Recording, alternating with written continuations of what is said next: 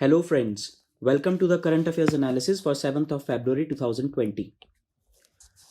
So our first news is that Omar Abdullah and Mehbooba Mufti have been detained under the Public Safety Act of Jammu and Kashmir.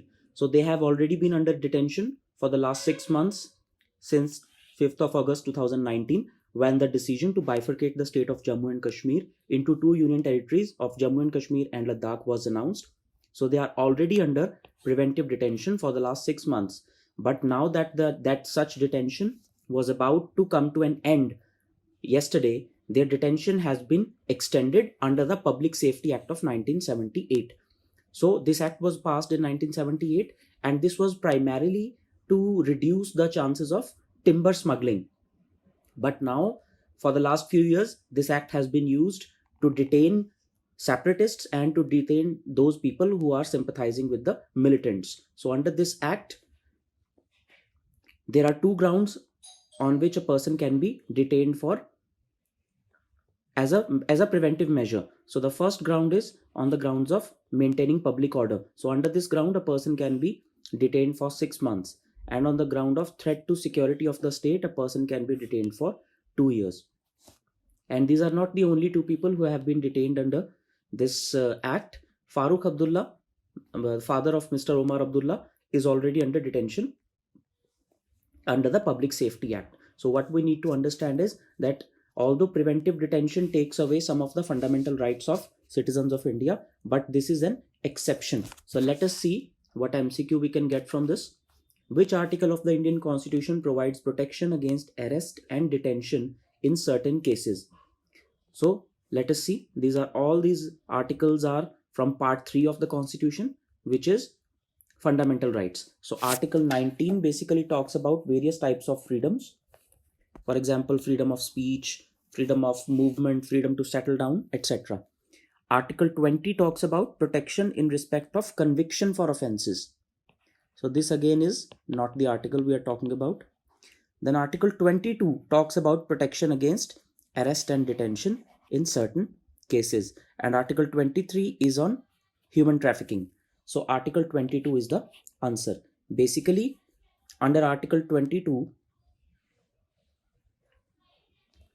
Article 22, Clause 3, Subclause B talks about that any person who is arrested or detained under any law providing for preventive detention is not covered under this article. So what it means is that although a person has a right against arrest and detention, but in certain cases of preventive detention, a person cannot claim that right. So detention is of two types. One is preventive detention, other is punitive detention. So if there is a proper trial, if all the procedure has been followed and a person has been convicted by the court and then he undergoes a punishment, such type of detention is called punitive detention. On the other hand, if there is no trial and no procedure has been followed and the court has not declared a person as guilty, but still if a person is under detention, such kind of detention is known as preventive detention. As the name suggests, it is to prevent the happening of a certain event. Our next news is government has announced Genome India project. So it is a mega project to map India's genetic diversity. So this is the first scratching of the surface of the vast genetic diversity of India. This is how Government of India has described it. And the total layout of the plan is 238 crore rupees. So under the Genome India project, various institutions like Indian Institute of Science in Bangalore, a few IITs, etc. will be involved, and this is under the aegis of Union Ministry of Health and its Department of Biotechnology. So what will happen? The samples of 10,000 persons from all over the country will be taken to form a grid that will enable the development of a reference genome so that it can be used in various research and development activities in the future. So the Indian Institute of Sciences Center for Brain Research, which is an autonomous institution, will serve as the nodal point for implementation of Genome India project. So this is a significant news for science and technology. Then India and African nations, the defense ministers of India and various countries of Africa have participated in a defense conclave held at Lucknow, and they have issued a Lucknow Declaration. So a defense expo is going on in Lucknow, and on the sidelines of it, two meetings have been held, one with the African nations and other with the Russia. So let us see what we have undertaken in the Lucknow Declaration with Africa. Collaboration in the fields of peace and security, including conflict prevention, resolution, management, and peace building through exchange of expertise and training, and enhancing the role of women in peacekeeping and propagating the culture of peace. So, generally, we have talked about defense cooperation between India and Africa.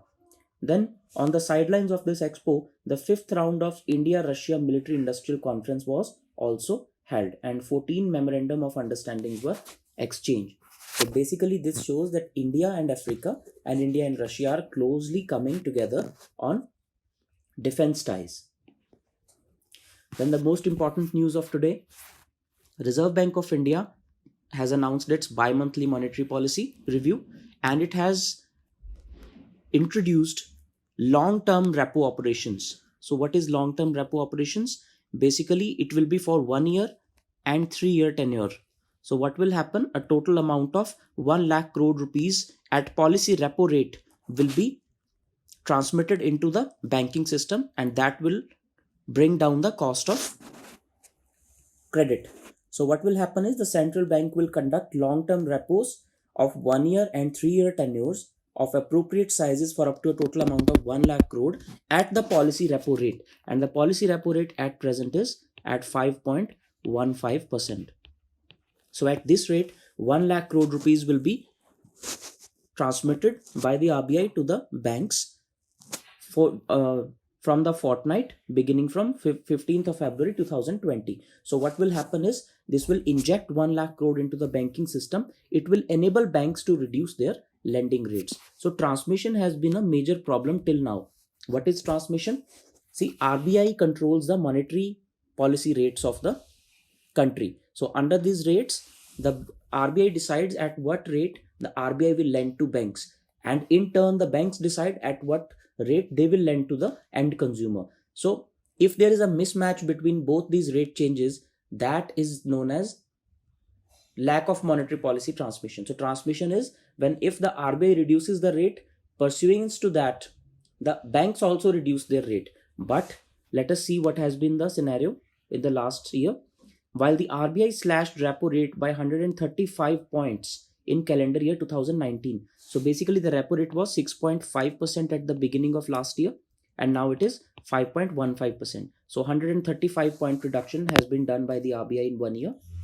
But the 1 year median marginal cost of funds based lending rate, the MCLR, has declined only by 55 basis points during that period. So that shows that though the RBI reduced the rate by 135 basis points, 135 basis points, the banks have just transmitted 55 of that. So around 1/3 of monetary policy transmission is there, which is not a good thing.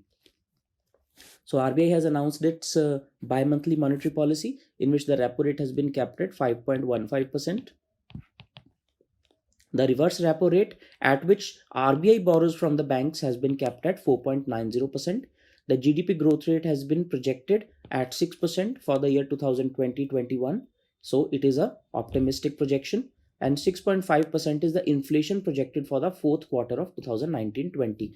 That is from January 2020 to March 2020. The inflation is projected at 6.5%. And under the monetary policy framework, the RBI is mandated to ensure 4 to 6%, 4% plus minus 2% of inflation rate. So 4 is the rate at which RBI has to maintain the inflation rate, but it can go minimum up to 2% and maximum up to 6%. So if the inflation rate is projected at 6.5%, that shows that the inflation is going to breach this limit for quite a while. And Monetary Policy Committee is a committee which has been instituted by the Government of India. It includes 3 representatives of the government and 3 officers of the Reserve Bank of India, and it is headed by the RBI governor, who is right now Mr. Shaktikanta Das. And it has projected that the inflation will be 6.5% and the repo rate will stay at 5.15%.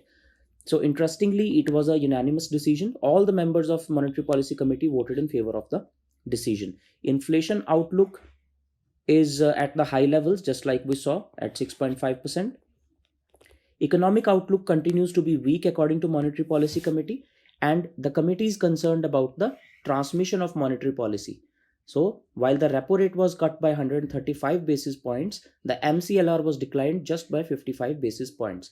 So that shows that the monetary policy transmission is not active in the way it should be.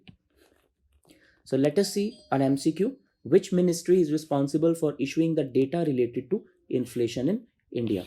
So Ministry of Finance, Ministry of Corporate Affairs, Ministry of Statistics and Program Implementation, and Ministry of Heavy Industries. So basically most of the data is related to Ministry of Statistics and is released by Ministry of Statistics and Program Implementation. This you have to remember.